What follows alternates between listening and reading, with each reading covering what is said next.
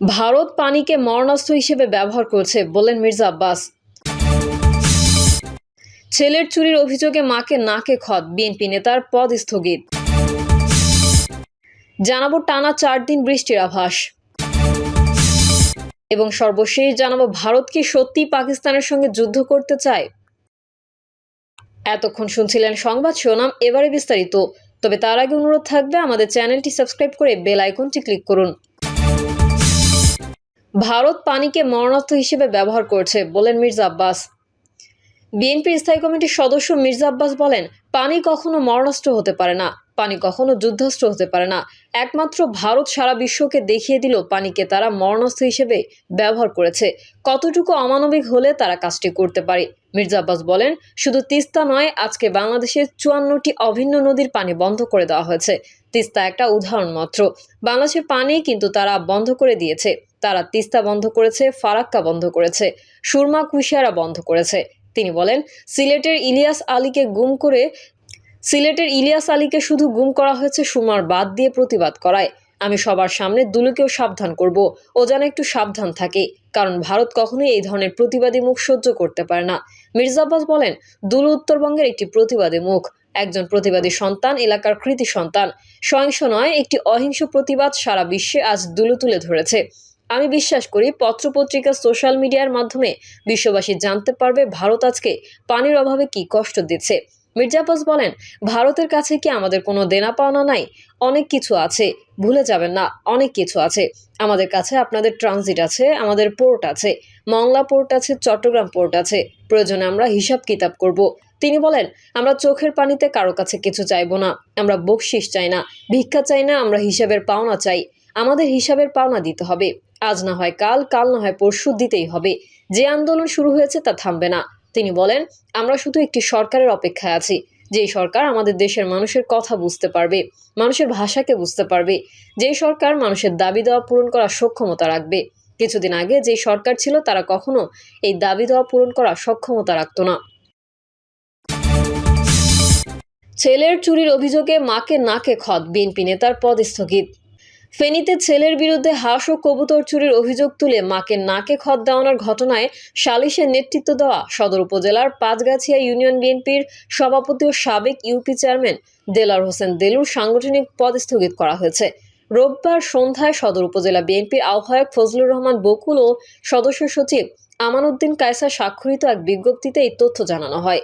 বিজ্ঞপ্তিতে উল্লেখ করা হয়, গত 1 মে রাতে ফেনী সদর উপজেলার পাঁচগাছিয়া ইউনিয়নের মাথিয়ারা গ্রামে সালিশি বৈঠকে নারীর প্রতি অসম্মানজনক ও ঔদ্ধত্যপূর্ণ আচরণের অভিযোগে পাঁচগাছিয়া ইউনিয়ন বিএনপির সভাপতি দেলার হোসেন দেলুর বিএনপির সকল পর্যায়ের পদ স্থগিত করা হলো। এর আগে গত বৃহস্পতিবার রাতে ইউনিয়নের মধ্য মাথিয়ারা এলাকায় খালুর দোকান সংলগ্ন স্থানে এই ঘটনা ঘটে। রোববার সামাজিক যোগাযোগ মাধ্যম ফেসবুকে 2 নারীকে নাকে খত দেওয়ানোর ভিডিও ছড়িয়ে পড়লে জেলা জুড়ে তোলপাড় শুরু হয়। 1 মিনিট 54 সেকেন্ডের ভিডিওতে দেখা যায় আশেপাশে অনেক মানুষ জড়ো হয়ে আছেন। মাঝখানে সাজেদা বেগম ও জোহরা বেগমকে জিজ্ঞাসাবাদ করা হচ্ছে। ছেলের অপরাধে 2 জন মায়ের সম্পৃক্ততার কথা বলা হয়। তারা অস্বীকার করলেও এক পর্যায়ে পাঁচগাছিয়া ইউনিয়ন পরিষদের সাবেক চেয়ারম্যান ও ইউনিয়ন বিএনপির সভাপতি দেলার হোসেন দেলু হাতে লাঠি নিয়ে অশ্রাব্য বাক্য উচ্চারণ করে 2 জনকে নাকে খত দেওয়ান। স্থানীয় সূত্রে জানা যায়, মধ্য মাথিয়ারা গ্রামের জাহাঙ্গীর সরকারের বাড়ি থেকে কয়েক মাস আগে কবুতর চুরির ঘটনা ঘটে। সর্বশেষ সপ্তাহখানেক আগে আবারও তার বাড়ি থেকে হাঁস চুরি হয়। এ ঘটনায় স্থানীয় রাকিব ও বিজয় নামের 2 যুবককে সন্দেহ করেন তারা। পরে গত বৃহস্পতিবার রাতে মধ্য মাথিয়ারা এলাকায় খালুর দোকান সংলগ্ন স্থানে সালিশি বৈঠক করা হয়েছে। এতে রাকিবের গলায় আমি চোর সম্বলিত প্লাকার্ড ঝুলিয়ে তার মাকে নাকে খত দেওয়ানো হয়। শালীরস অভিযুক্ত আরেক যুবক বিজয় উপস্থিত না থাকায় তার মাকেও একইভাবে নাকে খত দেওয়ানো হয়। টানা 4 দিন বৃষ্টির আভাস। আবহাওয়া অধিদপ্তর জানিয়েছে, দেশের বিভিন্ন স্থানে টানা 4 দিন বৃষ্টি হতে পারে। সেই সঙ্গে বিদ্যুৎ চমকানো ও বজ্রপাতের সম্ভাবনা রয়েছে। তবে তাপমাত্রা বাড়ার আভাসও রয়েছে। রোববার সন্ধ্যায় আবহাওয়া অধিদপ্তরের নিয়মিত বিজ্ঞপ্তিতে এসব তথ্য জানানো হয়। বিজ্ঞপ্তিতে বলা হয়েছে, আজ রংপুর, রাজশাহী, ঢাকা, ময়মনসিংহ, খুলনা, বরিশাল, চট্টগ্রাম ও সিলেট বিভাগের 2-1 জায়গায় অস্থায়ীভাবে দমকা হাওয়া সহ বিদ্যুৎ চমকানো, বৃষ্টি, বজ্রসহ বৃষ্টি হতে পারে। সারা দেশে তাপমাত্রা প্রায় অপরিবর্তিত থাকতে পারে। আগামীকাল সোমবার রংপুর, রাজশাহী, ঢাকা, ময়মনসিংহ, খুলনা, বরিশাল, চট্টগ্রাম ও সিলেট বিভাগের দুই এক জায়গায় অস্থায়ীভাবে দমকা হাওয়া সহ বিদ্যুৎ চমকানো বৃষ্টি, বজ্রসহ বৃষ্টি হতে পারে। এদিন সারা দেশে দিনের তাপমাত্রা সামান্য বৃদ্ধি পেতে পারে এবং রাতের তাপমাত্রা প্রায় অপরিবর্তিত থাকতে পারে। মঙ্গলবারের পূর্বাভাসে বলা হয়েছে, ঢাকা, ময়মনসিংহ ও সিলেট বিভাগের কিছু কিছু জায়গায় এবং রংপুর, রাজশাহী, খুলনা, বরিশাল ও চট্টগ্রাম বিভাগের দুই এক জায়গায় অস্থায়ীভাবে দমকা হাওয়া সহ বিদ্যুৎ চমকানো বৃষ্টি, বজ্রসহ বৃষ্টি হতে পারে। এদিন সারা দেশে দিনের তাপমাত্রা সামান্য হ্রাস পেতে পারে এবং রাতের তাপমাত্রা সামান্য বৃদ্ধি পেতে পারে। বুধবারও রংপুর, ময়মনসিংহ ও সিলেট বিভাগের দুই এক জায়গায় অস্থায়ীভাবে দমকা হাওয়া সহ বিদ্যুৎ চমকানো বৃষ্টি, বজ্রসহ বৃষ্টি হতে পারে। এছাড়া দেশের অন্যত্র অস্থায়ীভাবে আংশিক মেঘলা আকাশ সহ আবহাওয়া প্রধানত শুষ্ক থাকতে পারে। সেই সঙ্গে সারা দেশে দিন ও রাতের তাপমাত্রা সামান্য বৃদ্ধি পেতে পারে। ভারত কি সত্যিই পাকিস্তানের সঙ্গে যুদ্ধ করতে চায়? চিরবৈরী প্রতিবেশী দেশ পাকিস্তান নিয়ে ভারতের আচরণ যেন একঘেয়ে ছকে বাঁধা। বিষয়টা এমন, কাশ্মীরে কোনো হামলা হলেই ভারত চায় দায় চাপায় পাকিস্তানের ওপর। তারপরে শুরু হয় ভারতীয় গণমাধ্যমে, তা মূলধারার হোক বা সামাজিক মাধ্যম, যুদ্ধের ঢাক পেটানো। এমনকি অবসরপ্রাপ্ত ভারতীয় সেনা কর্মকর্তারা ও বিশ্লেষকরা টিভি স্টুডিওতে এসে যুদ্ধ ঘোষণা করেন এবং রীতিমতো জয় ঘোষণা করেন। হিন্দুত্ববাদী বিজেপি এবং তাদের সামাজিক মাধ্যমের প্রভাব এই উন্মাদনাকে বহুগুণে বাড়িয়ে দিয়েছে। পাকিস্তানকে গালাগালি দিতে গিয়ে কেউ কেউ দেশটিকে ভেঙে ফেলার কথাও বলে ফেলেন।